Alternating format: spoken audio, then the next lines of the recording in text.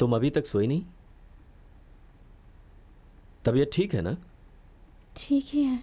तो अभी तक जाग क्यों रही हो? जाओ सो जाओ। तुम खड़ी क्यों हो? आज मेरा बर्थडे है डैडी। ओ, भूल गया। कल हम सब एक ग्रैंड पार्टी करते हैं। अपने फ्रेंड्स को बुला लो, ऋषि को भी। हाँ,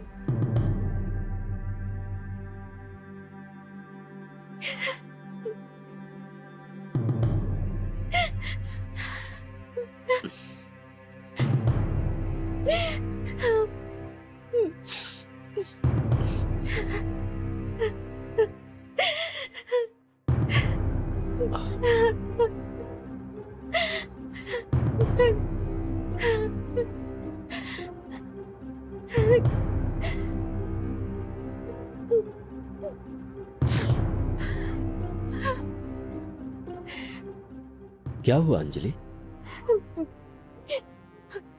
आपको देखकर मुझे डर लग रहा है डैडी। घर में सब लोग आपसे डरते हैं,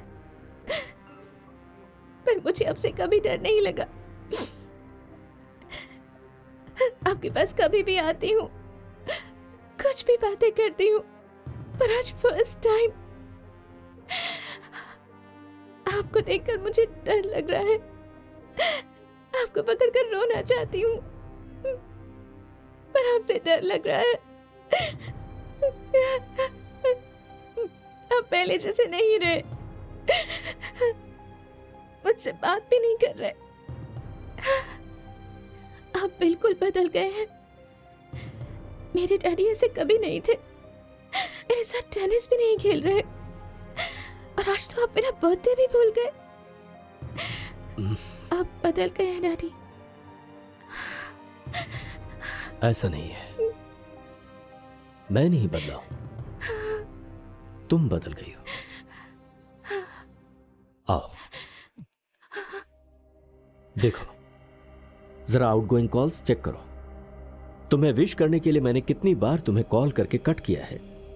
देखो, तुम्हारे लिए गिफ्ट खरीद कर और इसे तुम्हें ना देने के लिए अपने आप को मैंने कितना रोका है, तुम जानती हो? नहीं जानती। कितने दिन इस कमरे में तुम आओगी, यह सोच सोच कर मैंने बिताए हैं, तुम्हें पता है क्या? नहीं पता। पर एक बार भी मैंने तुम बदल गई हो ऐसा कहा क्या? हाँ, तुम्हारी तरह रोया? नहीं रोया। कितनी शामें मैंने उस टेनिस कोर्ट में अकेले तुम्हारी राह देखते हुए बिताए, मुझे नहीं पता। लेकिन तुम बदल चुकी हो, ऐसा मैंने कभी तुमसे कहा क्या? नहीं कहा। मैं नहीं बदला हूं अंजलि, तुम बदल गई हो। कितनी बदली हो अगर बताऊं तो? बुक शॉप पर भी बताकर जाने वाली तुम मुंबई मुझे बिना बताए चली गई। उस दिन ऋषि के साथ जब तुम मुंबई से वापस आई और मैंने पूछा तो तुमने कहा फ्रेंड के घर गई थी। डैडी से झूठ बोला तुमने। मेरी अंजलि मुझसे झूठ बोली, पर उस दिन मैं रोया नहीं। तुम बदल गई ऐसा कहा नहीं। मैंने अपने से भी ज्यादा तुमसे प्यार किया, पर तुमने सबसे ज्यादा उस लड़के से प्यार किया। कल तुम चली जाओगी, मैं फिर भी तुम्हारी राह देखते रोते तड़पते यहीं पर रह जाऊंगा। इसलिए कह रहा हूं, मैं नहीं बदला, बदलने की कोशिश कर रहा हूं, पर मुझसे ऐसा हो नहीं पा रहा। यह बहुत मुश्किल है, पर मुझे बदलना होगा। बदलूंगा मैं, बदलना होगा। क्यों? अब तक तुम्हारे माथे पर चूमने के लिए अपने आप को कंट्रोल नहीं कर रहा हूं क्या? उसी तरह से कंट्रोल कर लूंगा, पर इस तरह रोऊंगा नहीं। तुम्हें कुछ नहीं कहूंगा, मैं बदलूंगा मैं।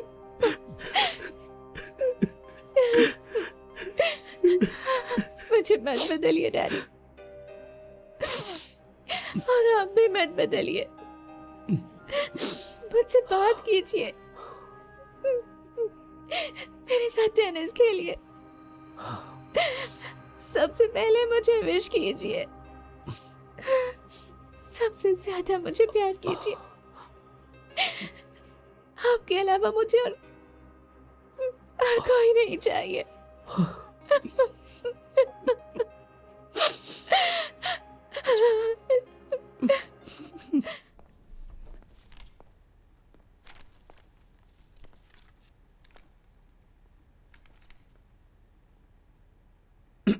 मधु, यस डैड।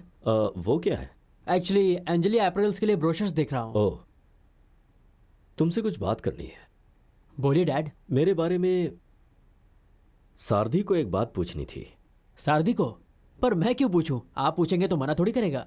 मना तो नहीं करेगा, पर सारथी को कहने के अलावा पूछने की आदत नहीं है। क्या डैड? यही कि सारथी क्या हमारी अंजलि से शादी करना पसंद करेगा? सारथी से? पर उसकी शादी करने की इतनी जल्दी क्यों है डैड? आप ऋषि को लेकर टेंशन में हैं? ऋषि को तू कैसे जानता है? आपके अकाउंट से 100 रुपए निकालने पर हमारे कंपनी के क्लर्क को भी पता चल जाता है, और आप करोड़ों रुपए ऋषि को देंगे और मुझे पता भी नहीं चलेगा। डैड, मैं जो आपसे कह रहा हूं, प्लीज उस बात का बुरा मत मानिएगा। उसके लिए वो सही है। अंजलि को प्यार करने के तरीके आप दोनों के बिल्कुल एक जैसे हैं।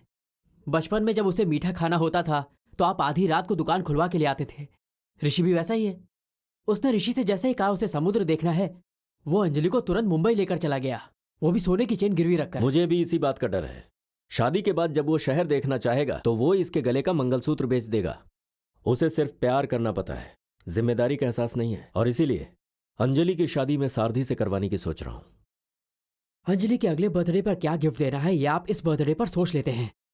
जो बाप अपनी बेटी को इतना चाहता है वो उसकी शादी किस आदमी से करेगा, मैं यही सोचता था।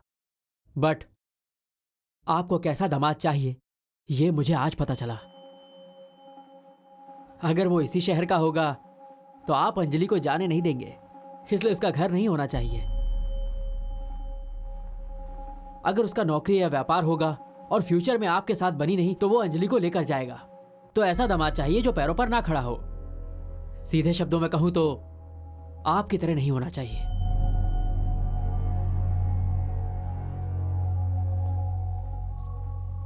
मैं बहुत लकी हूं डैड, क्योंकि अगर मैं आपकी तरह समझदार होता तो हम इतने साल साथ में नहीं रह पाते। सारथी।